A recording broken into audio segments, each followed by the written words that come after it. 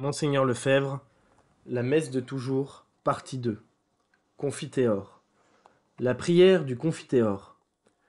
Confiteor de omnipotenti, beate Mariae semper Virgini, beato Michaeli Arcangelo, beato Ioanni Battiste, sanctis apostolis Petro et Paolo, omnibus sanctis et tibi pater, quia peccavi nimis coitatione verbo et opere.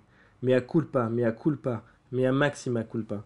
Ideo precor beatam Mariam semper Virginem, beatum Michaelem Arcangelum, beatum Ioannem Baptistam, sanctos apostolus Petrum et Paulum, omnes sanctos et te pater, orare prome ad dominum Deum nostrum. Misereatur vestri omnipotens Deus et dimissis peccatis vestris, perducat vos ad vitam aeternam. Amen. Indulgentiam absolutionem et remissionem peccatorum nostrum, tribuat nobis omnipotens et misericors Dominus. Amen. Deus, tu conversus vivificabis nos, et plebs tua letabitur in te. Ostende nobis Domine misericordiam tuam, et salutare tuum da nobis. Domine, exaudi orationem meam, et clamor meus a te veniat. Dominus vobiscum, et cum spiritu tuo. Je confesse à Dieu Tout-Puissant, à la bienheureuse Marie, toujours vierge, à Saint Michel Archange, à Saint Jean-Baptiste, aux saints apôtres Pierre et Paul, à tous les saints, et à vous, mon Père, que j'ai beaucoup péché, par pensée, par parole et par action. C'est ma faute, c'est ma très grande faute. C'est pourquoi je supplie la bienheureuse Marie, toujours vierge, Saint Michel Archange, Saint Jean-Baptiste, les saints apôtres Pierre et Paul, et tous les saints, et vous, mon Père, de prier pour moi le Seigneur notre Dieu. Que le Dieu Tout-Puissant vous fasse miséricorde, qu'il vous pardonne vos péchés et vous conduise à la vie éternelle. Ainsi soit-il. Que le Seigneur Tout-Puissant et miséricordieux nous accorde le pardon, l'absolution et la rémission de nos péchés. Ainsi soit-il. Ô Dieu, venez à nous et donnez-nous la vie, et votre peuple se réjouira en vous.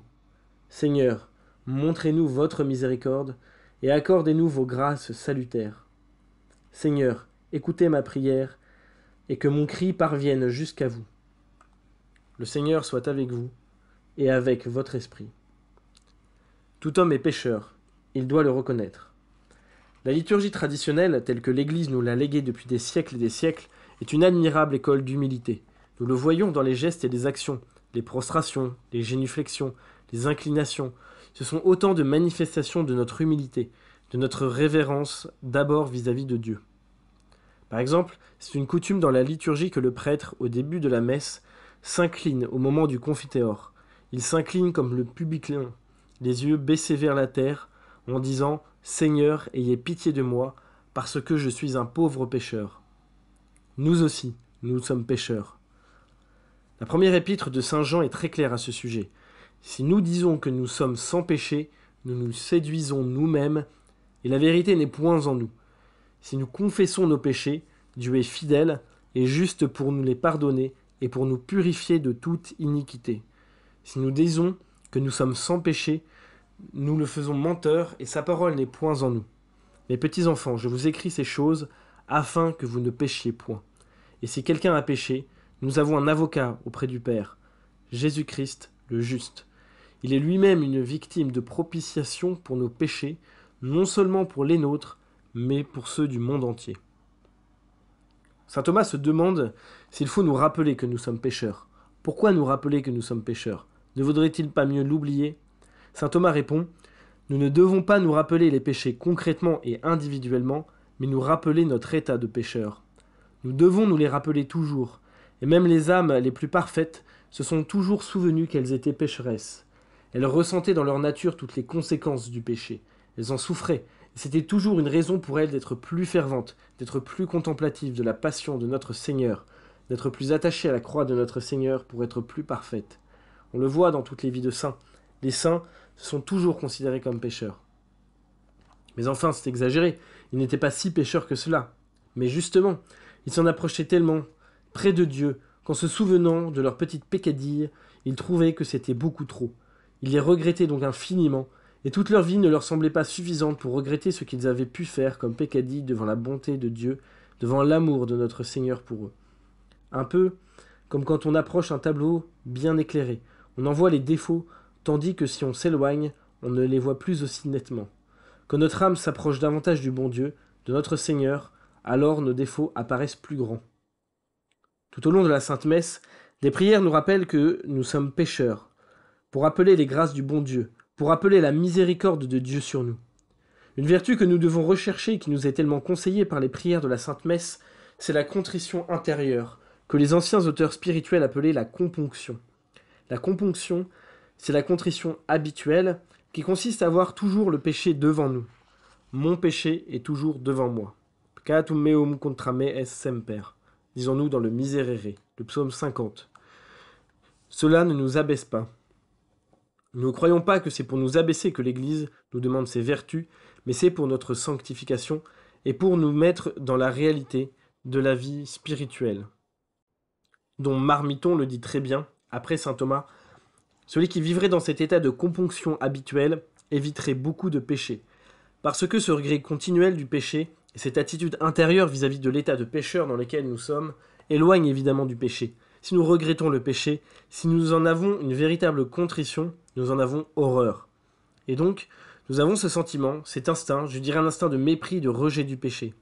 Je pense que ce sont des attitudes intérieures qui sont très favorables à notre vie spirituelle et qui favorisent l'exercice de la charité.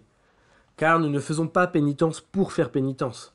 La pénitence est demandée par Dieu et par l'Église pour nous faire pratiquer la charité, pour détruire en nous tout ce qu'il y a d'égoïsme, d'orgueil, tout ce qu'il y a de vice qui enserre notre cœur en quelque sorte, qui enferme notre cœur dans une petite tour d'ivoire.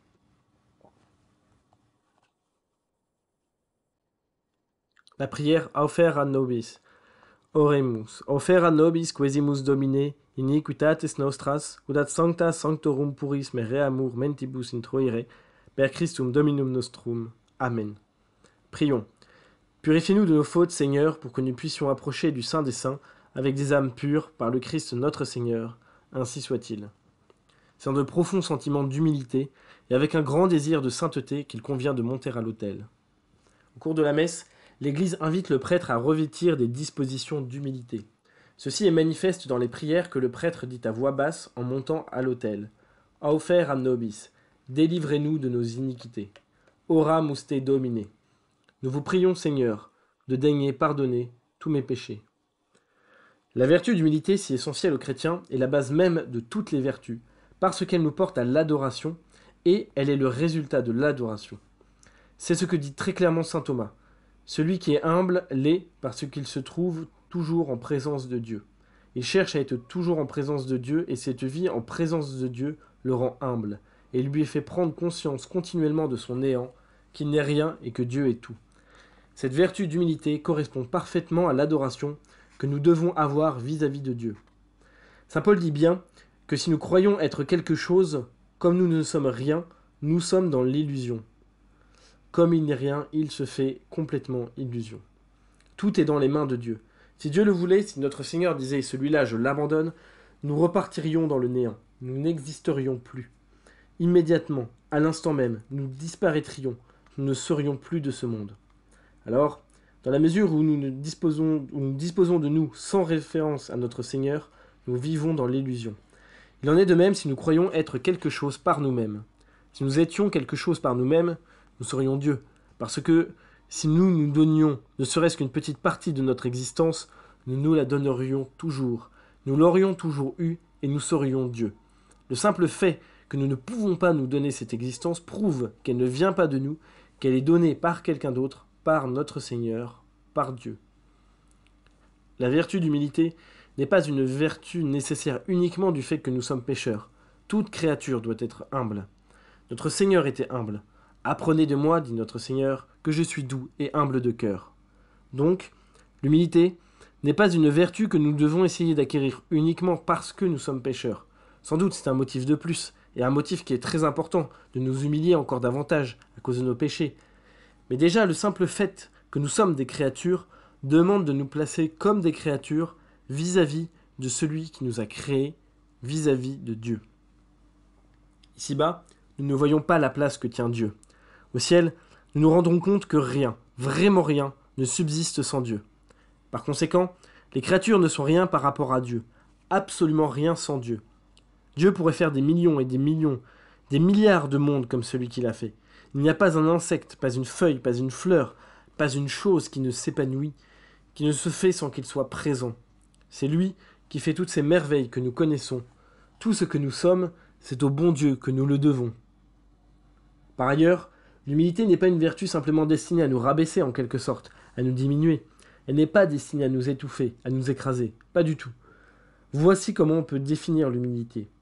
L'humilité est une vertu morale qui nous incline par révérence envers Dieu, et ceci est important, c'est la définition de saint Thomas, à nous abaisser et à nous tenir à la place que nous voyons nous être due. Nous devons nous abaisser en ce sens que nous devons nous remettre à notre vraie place. Dans la mesure où nous n'avons pas l'humilité, nous ne sommes pas à notre vraie place. Il est important de savoir que nous vivons constamment dans une certaine illusion. Méditons sur ce sens de ces mots. Nous tenir à la place que nous voyons nous être due. La place qui nous est due, c'est la place d'une créature, et d'une créature rachetée par le sang de notre Seigneur Jésus-Christ. Donc, nous avons deux liens profonds avec Dieu, celui de créature et celui des créatures rachetées, ce qui suppose que nous sommes pécheurs. Nous sommes des créatures. Dans la mesure où nous approfondirons la notion de créature, dans cette mesure-là aussi, nous nous mettrons à notre véritable place vis-à-vis de Dieu. Et nous devons approfondir également le bienfait de la grâce que le bon Dieu nous donne en nous rachetant et en faisant de nous ses fils par le sang de notre Seigneur Jésus-Christ. Nous devons méditer sur notre état de pécheur et sur la grande miséricorde de Dieu envers nous. Cela aussi nous aidera à mettre notre véritable place vis-à-vis de notre Seigneur Jésus-Christ. Y a-t-il quelque chose de plus important ici-bas que de nous mettre à notre place vis-à-vis de Dieu? Nous n'avons pas le droit de ne pas être à notre place.